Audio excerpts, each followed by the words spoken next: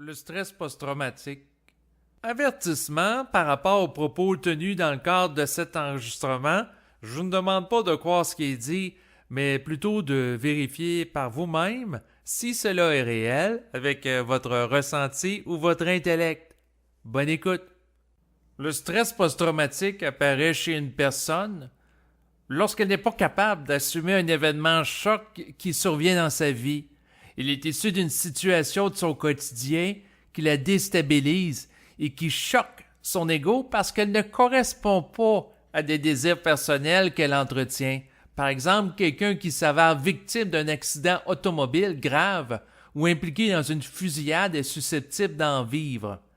Si la personne vivant une situation traumatique n'est pas en mesure de laisser circuler l'énergie dans son mental par rapport aux idées se rapportant à l'événement qui émerge lorsqu'il survient et après, elle peut avoir tendance à les réfléchir et à les colorer d'émotions. Elle subit alors la mémoire de l'événement au lieu d'en être libre instantanément. Par contre, si sa conscience était en permanence en contact avec la vibration mentale, de nature créative et fluide, qui est plus élevée que celle astrale, ayant rapport à la mémoire de l'événement, elle ne laisserait pas cette dernière la perturber. Toutefois, tant que la personne ressent des émotions lorsqu'elle reçoit des pensées d'une entité en rapport à un événement traumatisant, elle est décentrée et en contact avec le plan astral plutôt que celui mental. Elle est alors sous l'influence de cette entité qui l'amène à ressentir des émotions, la liant au plan astral, même si elle ne le désire pas consciemment, parce que n'étant pas capable de s'élever vibratoirement suffisamment pour la contester et ressentir une vibration mentale à la place. Cette entité peut agir ainsi parce qu'elle se nourrit de l'énergie issue des émotions que la personne produit.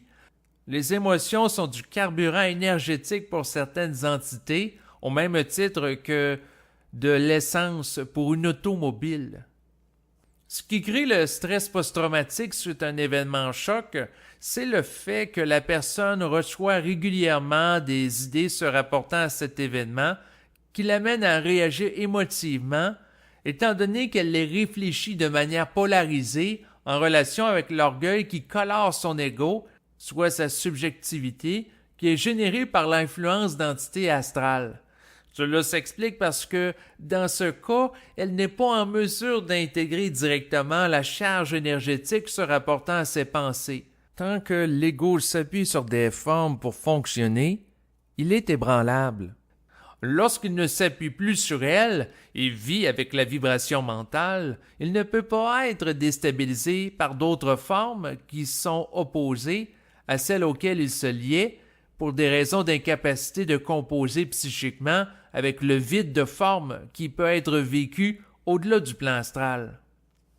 Si la personne est libre des formes pensées et qu'elle ne les réfléchit pas, elle ne vit pas de stress post-traumatique.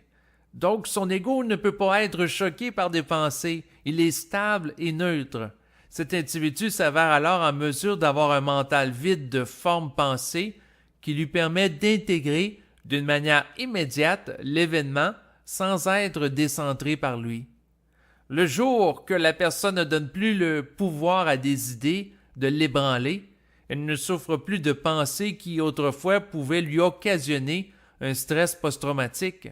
Par contre, cela demande une force de volonté très grande qui est le résultat de la canalisation d'une énergie mentale plus élevée que celle astrale qui peut l'amener à vibrer à l'émotion en relation avec ses idées. Donc, soit la personne vibre avec le plan mental en intégrant totalement la charge énergétique de ses formes pensées, ou vibre avec le plan astral en n'étant pas capable de le faire. Aussi, pour vibrer en harmonie avec le plan mental, elle doit être suffisamment stable dans l'ego pour assumer totalement l'événement qui l'a traumatisé sans chercher à le déformer. Donc la personne consciente neutralise l'impact de pensée sur sa psyché qui pourrait occasionner du stress post-traumatique, se traduisant par le vécu d'émotions douloureuses et des problèmes d'insomnie. De plus, Elle n'est plus influençable par l'entité qui cherchait autrefois à l'amener à vibrer émotivement à partir d'idées. Plus la personne est attachée à des éléments qui la relient psychiquement à des formes astrales, croyances, valeurs, désirs et conditionnements sociaux, et plus elle s'avère susceptible de souffrir d'événements qui vont remettre en question ces éléments. Plus elle s'appuie sur du matériel mémoriel dans sa vie pour se sécuriser, soit des formes, et plus elle va être ébranlée facilement par des événements chocs qui sont porteurs d'une vibration qui les remet en question. Plus la personne croit être aux commandes dans sa vie, en nourrissant un ego s'évaluant en puissance, et plus l'événement choc risque de l'ébranler dans cette illusion et l'amener à réaliser que ce n'est pas elle qui est au contrôle de son existence. Dans certains cas, elle prend alors conscience de l'existence d'entités du plan mental qui orchestrent des événements et communiquent avec elle. De plus, l'événement peut servir à la libérer de certaines formes et croyances pour qu'elle soit davantage en contact avec le réel. Plus la personne est orgueilleuse, émotive et en proie à l'insécurité psychologique, et plus elle va avoir de la difficulté à composer avec des événements traumatiques.